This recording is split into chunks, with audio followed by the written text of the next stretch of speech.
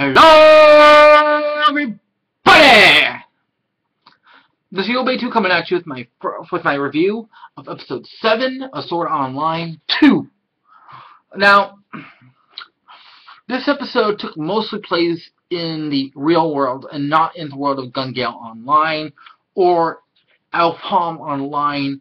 There was small parts that took place in it, but mostly this episode took place in the real world.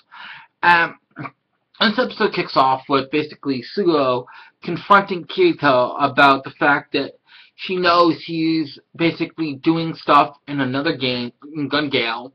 She's pointing out the name on Gun Gale on the Ballad of Bullets event, saying, I know this is you, who else uses this name? He's like, yeah, I don't think this is me.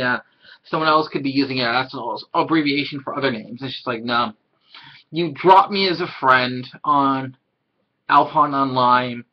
You're disappearing for long periods of time. I know you're doing something. You can tell me. And he's like, okay, I'm doing stuff, but I can't really tell you about it. It's kind of secret, but I'll tell you when I can. So you have that going on in the beginning. We also have Asada, this element with Asada dealing with how she feels for Kirito. Asada is, of course, Sion from Gun Gale Online. Asada is her real world name. Sion is her Gun Gale Online alias that she goes by. And she's with her friend Shinkawa. And she's talking about why is this... She's kind of basically a little stirred up because she can't tell how she feels about Kirito. This character comes in. She thinks he's a girl for all this time. She's bitching about how he made her help him pick out all this stuff. The fact that he's so smooth in the game. She's like, if you're gonna play Gun Gale, why are you using a sword? She's basically just sitting there bitching about all this to her friend Shinkawa. And in the end, he kind of makes a move on her, and she's like, I can't really deal with this in the real world right now. I have to finish things up in this virtual world. So we have that going on. And then later on in the episode, we also have something else going on, which is before Kirito is about to die. He's still trying to figure out the incidents with Death Gun, who Death Gun could be.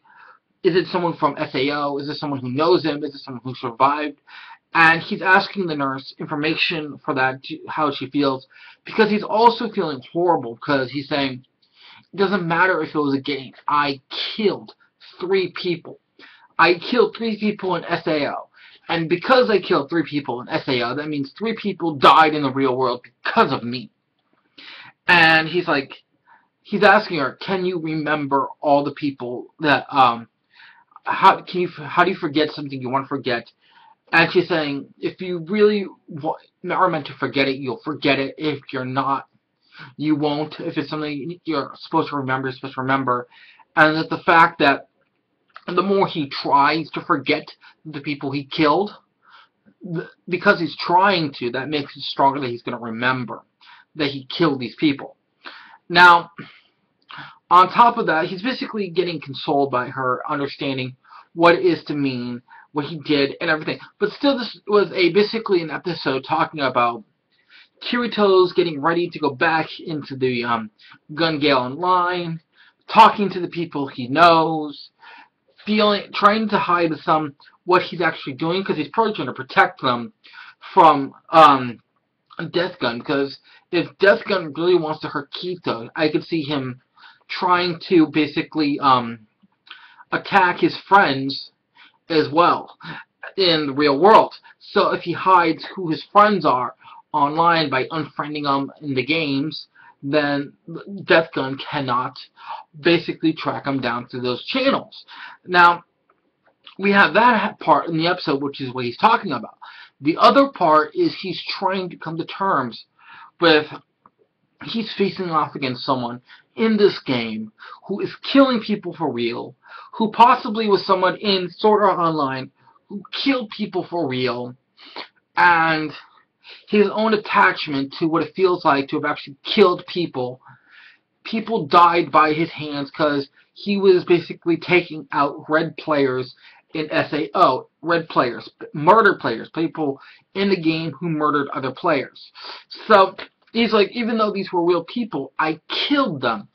People died because of me. So we have this element in this episode where he's basically trying to confront his feelings and the fact that he actually killed people and how he's trying to deal with this. So that was quite a big piece in this episode before, and then at the end of the episode he enters Gun Gale and bumps into Sion, and she's like, I'm not going to lose this time, I'm going to beat you, and he's like, yes, I'm not going to lose either, I'm going to win. So this is very interesting. I'm wondering how much of this series after this is going to be the Bullet of Bullets competition. Will this just be the Bullet of Bullets competition so I can figure out who Death Gun actually is, or will it go beyond the Bullet of Bullets competition in more depth to find out who Death Bullet really is? These are some of the questions I'm looking forward to finding out in upcoming episodes.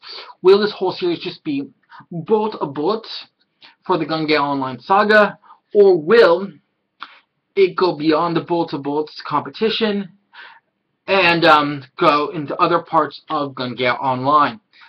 I'm really looking forward to finding out. I'm really looking forward to finding out more about Death Gun, who Death Gun is, how Death Gun is tied to Kirito, all these elements. This is what I'm really interested in finding out. Thus, this is the Old Boy 82 saying, if you like this video, please click like. If you want to see more, please subscribe. This is Old Boy 82 signing out.